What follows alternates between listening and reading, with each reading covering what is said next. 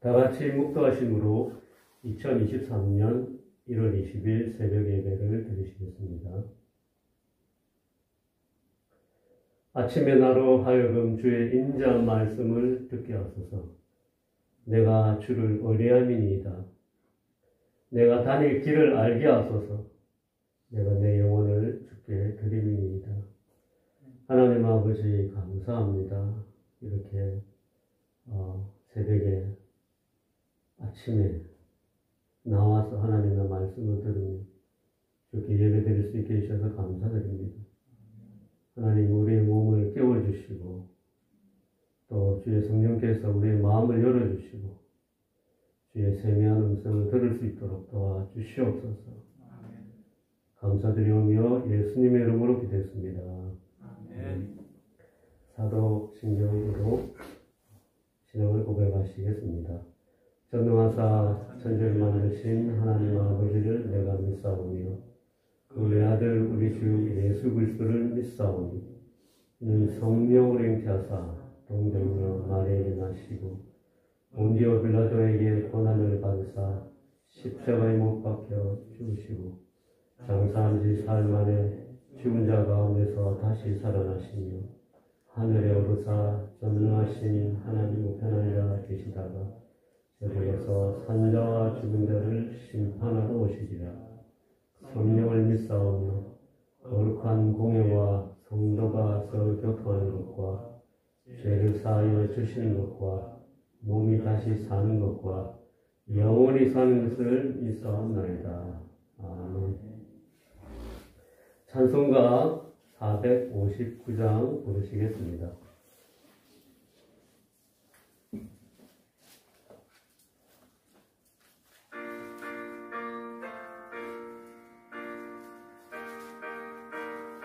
(459장입니다)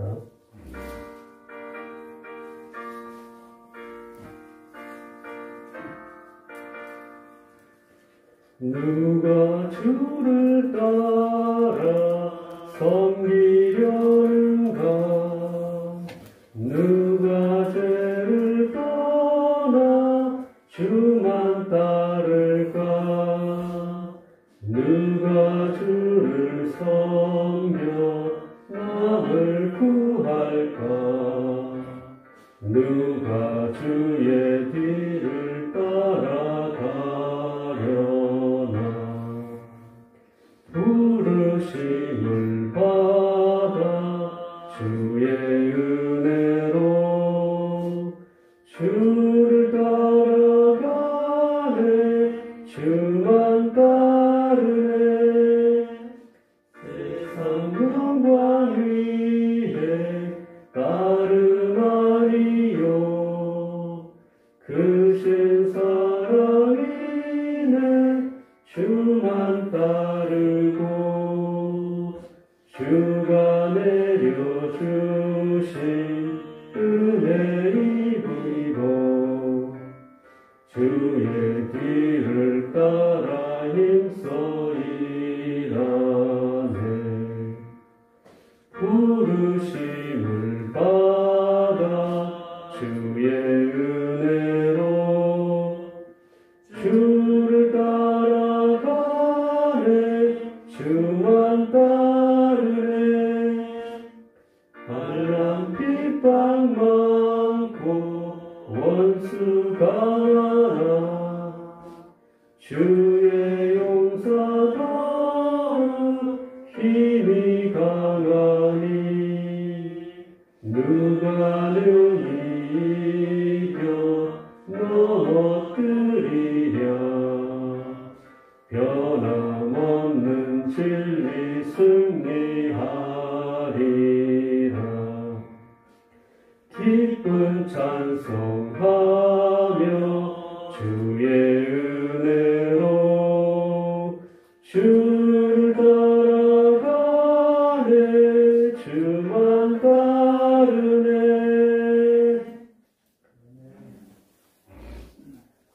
성경 공독 마태복음 9장 9절부터 17절입니다.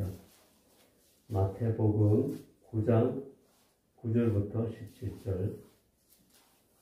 제가 먼저 한 절 읽고 여러분이 한 절 교독하신 후 마지막 17절은 함께 읽겠습니다. 예수께서 그곳을 떠나 지나가시다가 마태라 하는 사람이 세관에 앉아 있는 것을 보시고 이르시되 나를 따르라 하시니 일어나 따릅니다. 예수께서 마태의 집에서 앉아 음식을 잡수실 때에 많은 세리와 죄인들이 와서 예수와 그의 제자들과 함께 앉았더니 바리새인들이 보고 그의 제자들에게 이르되 어찌하여 너희 선생은 세리와 죄인들과 함께 잡수시느냐? 예수께서 너희에게 이르시되 건강한 자에게는 의사가 쓸데없고 병든 자에게 쓸데있느니라.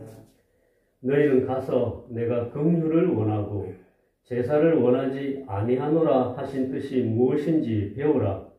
나는 의인을 부르러 온 것이 아니요 죄인을 부르러 왔노라 하시니라. 그때 요한의 제자들이 예수께 나와 이르되 우리와 바리새인들은 금식하는데 어찌하여 당신의 제자들은 금식하지 아니하나이까? 예수께서 그들에게 이르시되 본인 집 손님들이 신랑과 함께 있을 동안에 슬퍼할 수 있느냐? 그러나 신랑을 빼앗길 날이 이르리니 그때에는 금식할 것이니라. 생대 유학을 나의 옷에 붙이는 자가 없나니 이는 죽은 것이 그 옷을 당겨 헤어짐이 더하게 되니 새 포도주를 낡은 가죽 부대에 넣지 아니하나니 그렇게 하면 부대가 터져 포도주도 쏟아지고 부대도 버리게 되니라. 새 포도주는 새 부대에 넣어야 둘이 다 보존되느니라. 아멘. 찬바람과 잠을 이기고 새벽 예배에 참석하신 모든 성도님께 하나님의 풍성한 은혜와 위로와 평강이 함께 하시기 축원합니다. 오늘 말씀은 마태복음 9장 9절부터 17절입니다. 본문을 요약하면 예수님은 세리 마태를 알아보시고 그를 제자로 부르십니다. 이에 마태는 즉각 따르며 자기와 같은 부류의 사람들을 불러 은혜를 나눕니다. 그러나 바리새인들과 요한의 제자들은 율법의 잣대로 예수님을 판단합니다. 이에 예수님은 세 가지 예화를 들어 새로운 가치관을 알려주십니다. 사복음서를 읽다 보면 예수님의 사역은 모든 문화와 종교, 정치의 중심인 예루살렘에서 시작되지 않고 그 당시 이방의 갈릴리라고 사람들로부터 무시받던 곳에서 시작되었습니다. 그리고 정규 교육을 받지 못했던 무지하고 천한 신분의 사람들을 제자로 부르셨습니다. 그들 몇몇을 보면 갈릴리 호숫가에서 고기잡이하던 시몬 베드로와 안드레를 부르셨습니다. 같은 어부였던 불같은 성격의 소유자 세베대의 아들 야고보와 그의 형제 요한을 부르셨습니다. 의심이 많았던 도마와 알페오의 아들 야고보, 빌립, 그 외에 성경에 언급이 많이 없는 제자들인 시몬, 바돌로메, 다데오를 부르셨습니다. 나중에 주님을 배신했던 가룟 유다가 있습니다. 그런데 이들 제자 중에 또 마태가 있습니다. 이 마태는 직업이 세리였습니다. 그 당시 세리는 유대인들에게 세금을 걷어 유대민족의 통치국인 로마를 위해 세금을 바쳤던 관리였습니다. 그런데 이 세리들이 로마 정부와 협력해 세금을 징수한 후 웃돈을 챙겼기 때문에 유대인들로부터 죄인 취급을 받았습니다. 그들은 민족의 배신자였습니다. 특히 바리새인들은 이들 세리를 멸시했습니다. 바리새인들은 구약 성경뿐 아니라 조상들의 전통까지도 중히 여기며 거기에 내포된 율법 규정, 특히 정결법을 철저하게 지키려고 노력했던 사람들이라 그들의 눈에 비친 세리들은 말 그대로 천민이었습니다. 그런데 오늘 본문 말씀에 보면 예수님이 유대인들로부터 손가락질 당하던 죄인의 집에 바리새인들로부터 멸시받던 천민의 집에 들어가 식사를 하신 것입니다. 거기다 더해서 마태를 당신의 제자로 받아주신 것입니다. 오늘 아침에 우리가 이런 사실들에 주목하여 주님의 새로운 사역, 즉 파격적인 사역을 통해 교훈을 얻고자 합니다. 예수님의 사역은 그 당시 사람들의 눈에는 파격이었습니다. 위에 언급한 것들을 정리해보면 유대의 중심이 아닌 변방이었던 갈릴리에서 사역을 시작하신 것이 파격이었습니다. 교육받지 못했던 천한 신분에 천한 직업을 가진 사람들을 제자로 받아들이신 것이 파격이었습니다. 그 중에 세리 마태는 더욱 파격적인 선택이었습니다. 아마 다른 제자들도 마태의 집에 들어갈 때 마음이 즐겁지 않았을 겁니다. 그 당시 로마 제국에 대항하여 독립을 쟁취하려던 유대교 정치 집단의 열심당원 출신인 셀록 시몬에게는 더더욱 불편했을 것이고 이후로 마태와의 관계도 좋지 않았을 겁니다. 이런 불편한 자리에 바리새인들이 와서 봅니다. 그리고 이렇게 제자들에게 질문합니다. 너희 선생은 어찌하여 이런 천하고 민족을 배반하는 죄인들과 함께 식사를 할 수 있는가? 이런 질문을 받은 제자들은 얼마나 당혹스러웠겠습니까? 성경에 제자들의 대답이 언급된 게 없는 것을 보면 제자들도 부끄러워했던 것 같습니다. 이때 예수님께서 바리새인들의 질문을 들으시고 제자들 대신 대답하셨습니다. 건강한 자에게는 의사가 쓸데없고 병든 자에게라야 쓸데있느니라. 마태를 향해 비난의 질문을 쏟아낸 바리새인에 비해서 마태를 제자로 받아들이신 예수님의 대답은 상반됩니다. 어떻게 저런 사람을 제자로 삼을 수 있는가? 라는 질문에 예수님의 대답은 긍휼이었습니다. 죄인을 긍휼히 여기는 사랑, 따뜻한 사랑의 마음이었습니다. 죄인을 향해 정죄의 칼을 들이대지 않으시고 사랑의 마음으로 품어주셨습니다. 나는 긍휼을 원한다 라고 하셨습니다. 그리고 자신이 건강한 자라고 생각하는 사람, 자신이 죄인이 아니라고 생각하는 사람, 자신에게는 아무런 문제가 없다고 여기는 사람에게는 예수님이 아무런 사역을 할 수 없다고 말씀하셨습니다. 건강한 자에게는 의원이 쓸데없다고 하셨습니다. 이 파격의 시작은 제도도 형식도 규범도 아닙니다. 사람을 긍휼히 여기는 따뜻한 마음에서 시작됨을 알 수 있습니다. 내가 의사가 필요한 병든 자임을 인정하고 죄인을 부르시는 예수님께 응답하는 사람에게서 예수님의 사역은 시작됩니다. 예수님이 그런 사람을 제자로 삼으시고 그와 동행하시고 그를 가르치시고 그를 세워 주의 일을 하게 하십니다. 마태복음을 쓴 마태는 그때의 가슴설렘 기억을 되살리며 이 글을 썼을 겁니다. 같은 민족에게 죄인이라 손가락질 당하며 유대 지도자들에게 천민이라 조롱받았던 자기를 품어주신 주님의 사랑을 되뇌며 감사와 감격의 마음을 가졌을 겁니다. 주님의 사랑이 파격을 만드셨고 그 파격 때문에 한 사람의 인생이 변화된 것입니다. 비천하고 티끌 같은 우리도 하나님의 파격적인 사랑이 있었기에 자로 재듯이 율법으로 간음하고 저울에 달아 부족하다고 정죄하지 않으신 놀라운 사랑이 있었기에 우리가 지금 이 자리에 있는 것이 아니겠습니까? 두 번째로 주님의 사역을 정리하면 기존의 형식주의와 경건주의에 대항하신 파격적인 가치관입니다.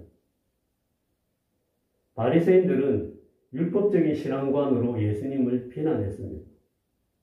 그들의 율법적인 가치관에서는 예수님이 이해되지 않았습니다. 그래서 제자들에게 질문을 했습니다. 한편 세례 요한의 제자들은 스승의 금욕주의적인 습관을 따라서 자발적으로 금식했던 경건주의자였습니다. 그들에게 예수님의 제자들은 이해되지 않는 경박한 무리로 보였습니다. 그래서 예수님에게 질문을 했습니다. 이때 예수님은 의사 비유로 바리새인들의 가치관에 도전하셨습니다. 의사가 누구에게 필요한 것이냐? 건강한 자냐? 병든 자냐? 율법에 갇혀 병들어 있던 그들에게 율법의 본질이 긍휼에 있음을 상기시키셨습니다. 그리고 요한의 제자들에게는 세 가지 비유로 도전하셨습니다. 혼인집 손님들이 신랑과 함께 있을 때 그 즐거운 분위기를 무시하고 금식하는 것이 옳으냐? 낡은 옷의 해진 부분에 생배 조각을 붙이면 낡은 옷이 감당을 못해 옷이 찢어지는데 옳으냐? 새 포도주를 낡은 가죽 부대에 넣으면 발효되면서 낡은 가죽 부대를 터뜨리고 포도주도 못 쓰게 되는데 그렇게 하는 것이 옳으냐? 새 포도주는 새 부대에 넣어야 둘 다 보존되는 것이 아니냐?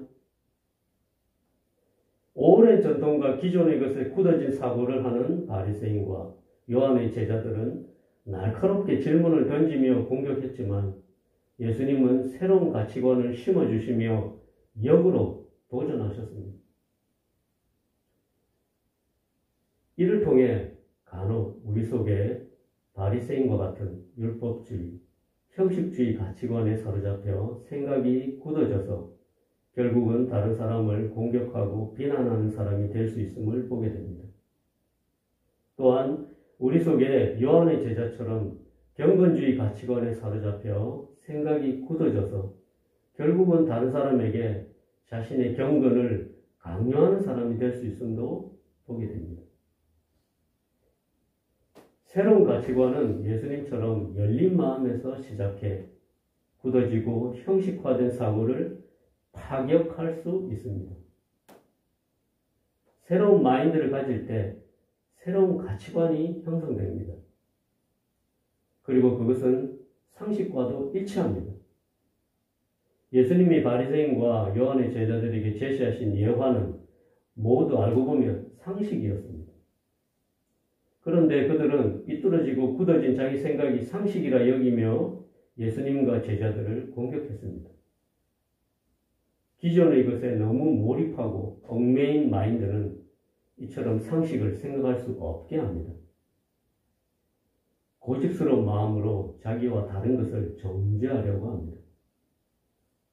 주님이 하시려는 일에 어찌하여 라고 말하며 태클을 겁니다. 자신도 모르게 교만해져 율법의 수호자가 되고 경건의 추종자가 됩니다. 긍휼 없는 차가운 율법으로 하나님의 자리에 앉아 정죄할 수 있습니다. 스스로 경건하다 여기며 굳어져 버린 마인드가 자신을 자기도 모르게 상식에서 멀어지게 할 수 있습니다. 좀 더 구체적으로 보겠습니다. 자신이 옳다고 여기며 율법의 잣대로 교회의 영적 지도자를 판단할 수 있습니다. 스스로 믿음이 좋다고 여기며 연약한 성도들의 믿음을 자기가 주장할 수 있습니다. 이런 사람이 되어서는 안 되겠습니다. 오늘 말씀을 통해 예수님의 파격은 우리의 어두운 눈으로 보기에는 파격이었지만 실은 상식이었습니다. 그리고 예수님의 파격적인 사랑 때문에 우리가 구원받고 주님의 제자가 되었습니다. 예수님의 파격적인 가치관 때문에 우리의 치우친 가치관이 삐뚤어졌다는 것을 깨닫고 바르게 정립될 수 있습니다. 주님께서 말씀하십니다. 이제는 그만 율법적인 신앙생활에서 벗어나 하나님의 긍휼을 덧입으라고 하십니다. 생배조각을 붙인 낡은 옷처럼 새 포도주를 넣은 낡은 가죽 부대처럼 언제 터질지 모르는 자기 열심을 내려놓고 주님이 하시는 구원의 일을 믿음의 눈으로 보라고 하십니다. 파격은 분명 부담되는 것입니다. 하지만 파격을 받아들일 수 있는 따뜻한 마음과 열린 마인드가 있다면 마태처럼 예수님의 편에 속해 예수님의 일을 할 수 있습니다.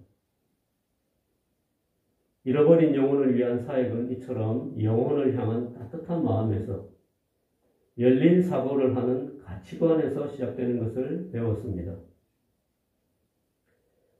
오늘 말씀을 통하여 자기도 모르게 예수님의 일에 어찌하여? 라는 질문을 하며 바리새인처럼 또 요한의 제자처럼 태클을 걸지 않고 예수님처럼 따스한 사랑을 품고 영혼을 대하며 열린 가치관을 가지고 새 무대에 새 수를 담는 지혜로운 주님의 자녀들이 되시길 주님의 이름으로 축원합니다. 함께 기도하시겠습니다. 주님, 우리의 마음에 사랑이 없음을 고백합니다. 주님의 사랑을 깨닫게 도와주시옵소서. 우리의 마음에 하나님의 긍휼을 품게 도와주시옵소서. 또한 우리의 가치관이 주님처럼 변화되게 도와주시옵소서. 열린 마음을 가지게 해주시고 성경적인 가치관으로 변화되게 도와주시옵소서. 예수님의 이름으로 기도드립니다. 아멘. 주기도문으로 예배를 마칩니다. 하늘에 계신 우리 아버지여, 이름이 거룩히 여김을 받으시오며 나라의 임하옵시며 뜻이 하늘에서 이룬 것 같이 땅에서도 이루어지이다.